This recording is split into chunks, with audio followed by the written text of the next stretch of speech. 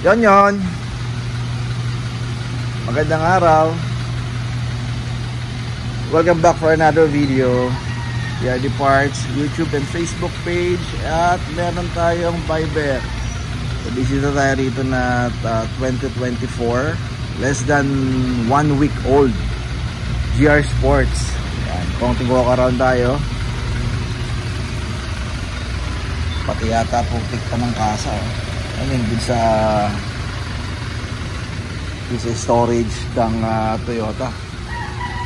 Mararamdaman mo pat makikita rito sa unit niya. Bagong-bago, Brad.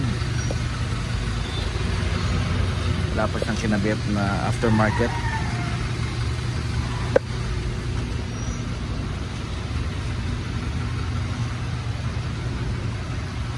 Medyo malito, no? By the way, this is 2024 GR Sports. Ang engine nito is 4x4 ang size niya is 2.8 GD. Yes. Ito na yung mga top of the line na entry ng GD series na makina. Okay. So ito rin yung makina na kinakabit naman sa Q variant. Particular sa Q lang kasi mga V o may LTD rin kasi na 4x2 na 2.4 engine displacement. So this one, saka yung Fortuner Q variant, pareho silang 2.8 cc. Okay. So straight 4. Siyempre BNT turbo pa rin. So kasing lakas na ng makina na to, actually yung mga latest Innova. Yung mga 2016 ng Innova, 2.4 yung, Brad, yes. So magkasing lakas yan. Tsaka ng Fortuner Q. So ikakabit natin dito, kaya nakabukas ang engine. Kung titingin tayo sa loob, silipin natin. So naka bagong tint ang salamin niya.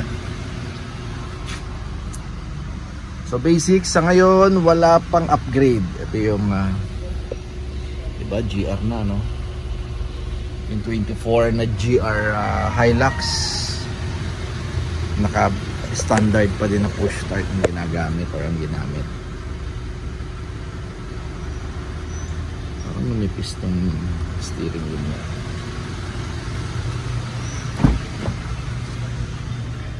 Black interior, yan, nagkakabit tayo niyan. So magkakalagay tayo dito ng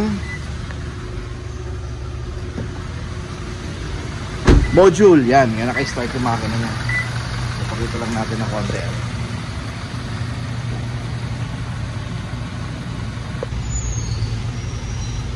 So sa ngayon, sir, update ko lang kayo. 5 na lang available natin. 5 set. 1, 2, 3, 4, 5 sets na lang,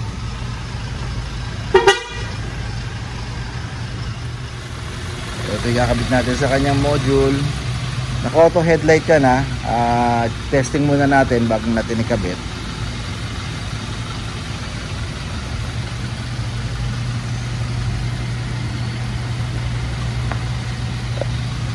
Sorry.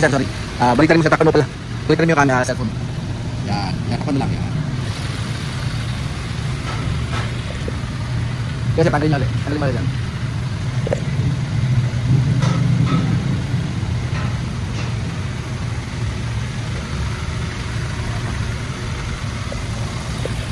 Kita pa ng camera mo, sir, mga yan, ilaw. Yun.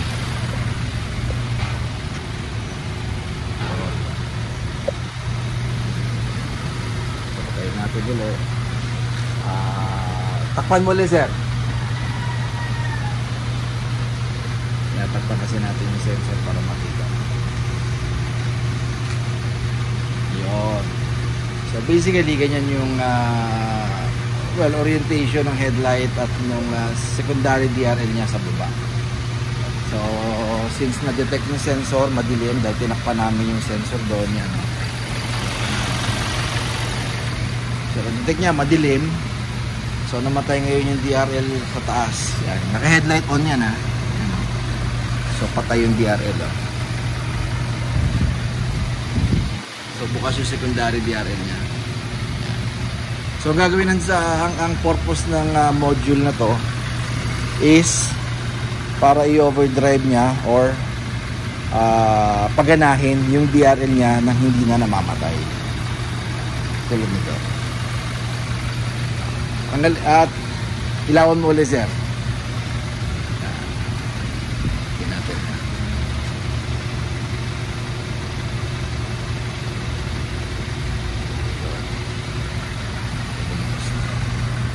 Dapat permis siyang ganyan. Okay, makakabit na natin to. Unahin natin yung driver side. Unahin muna natin ilagay yung driver side. So basically ito, sisingit lang natin to from source galing sa katawan o galing sa sasakyan na power. Lalagay natin dito, tapos itong side naman na to, sasaksak naman natin o huhugutin natin huhugutin natin yung socket sa likod nitong headlight at hugot, salpak to, then itong dulo sa likod ng headlight. Basically ganun ang gagawin natin sa kanya, then okay na yan.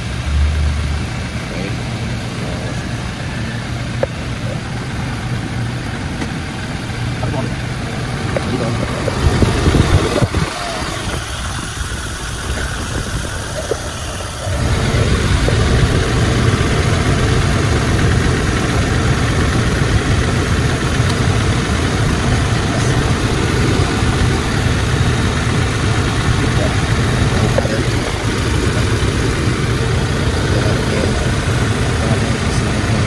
male and female lang naman niya kaya hindi kayo magkakama.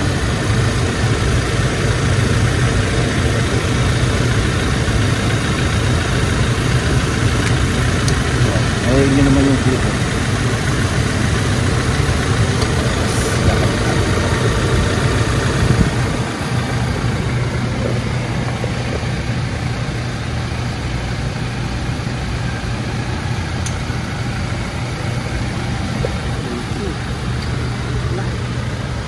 Hindi namatay yung secondary DRL niya, di ba? Pero sumindi pa din kasi dahil nakasindi yung headlight, nakasindi pa rin or na-activate natin yung DRL. Kumpara natin sa kabila. Sa kabila, sarado. Nakapatay, oh. Kasi nga naka-headlight on ka at may DRL ka sa secondary. Nakaibahan nyo. Overdrive ngayon natin. So kabit lang natin yung kabila, then okay na to. Ganun lang kabilis siya. So nakabit na natin. So check ngayon natin, ha.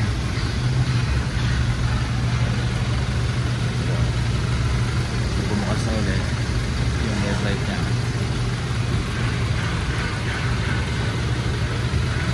So hindi na namatay yung DRL niya. So naka-permis na naka-on. Sir, isa pa, sir. Ilawan mo ulit.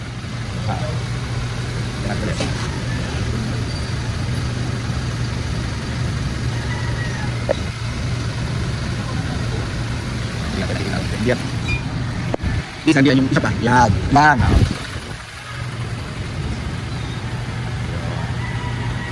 So isa pa. Sir, takpan mo ulit, sir. So hindi na namamatay, ha. Yan, nag-engage siya. Bukas pa rin siya. Okay, for this DRL, this is 6,000 pesos pair. Plug and play to, sir. Nakita nyo naman kung gaano kasimple at gaano kadaling ikabit. Nakabit din tayo sa kanya ng doom light dito sa third row. Sobrang liwanag.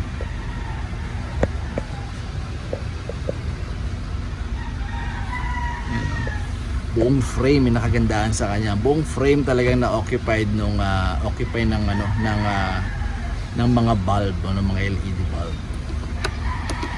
Diba? Sobrang liwanag.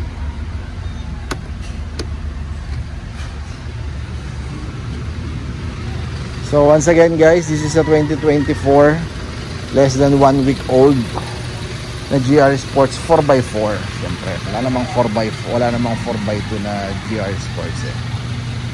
So invite nyo kayo again sa ating YouTube and Facebook page. At ang Viber natin nandyan. Ang number natin sir sa upper right ng yung mga screen. Pwede kayong tumawag, text, and inquire kayo sir anytime. As much as possible talaga responsive tayo sa, lalo na sa page natin ha. Sumasagot tayo dyan.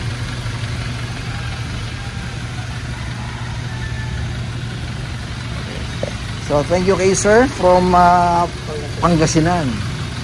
Pangasinan pa si sir. Sir, thank you. Binahe tayo para sa module. Nakasama ka. So soon i-upload natin to. Hintayin niyo sir yan ha. So keep safe everyone. And bye bye.